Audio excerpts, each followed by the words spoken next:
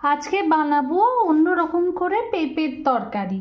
এর জন্য আমরা পেঁপেটা এরকমভাবে গ্রেট করে নিয়েছি। আচ্ছা, নিয়েছি একটা কড়াইয়ে অল্প ঘি, আর ঘিয়ে দিয়েছি জিরে ফোড়ন, নট সর্ষে, জিরে ফোড়ন। নিয়েছি কাজু বাদাম খানিকটা। কাজু বাদামগুলো না গোটা গোটা আছে, এগুলোকে আধা করে বা ছোট করে একটু কেটে নেব।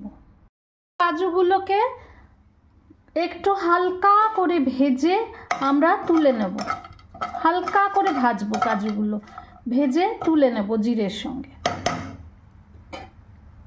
আর আমরা গ্রেট করা পেঁপেগুলো দিয়ে দেব।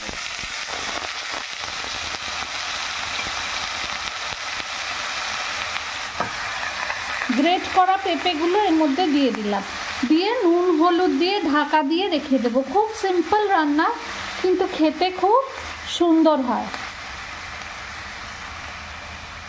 দিলাম হলুদ, নুন আর লঙ্কা গুঁড়ো, এগুলো দিয়ে ভালো করে এটাকে মিক্স করে আর একটা ঢাকা দিয়ে বসিয়ে রাখলাম।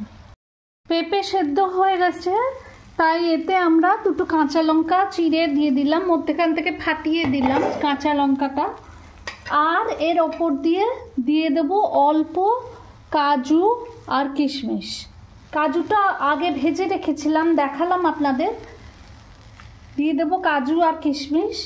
যারা চিনি খান তারা একটু এর মধ্যে চিনি দেবেন, চিনি দিলে স্বাদটা ভালো হবে। আমরা চিনি খাই না তাই দিইনি। একদম তৈরি আমাদের পেঁপের তরকারি।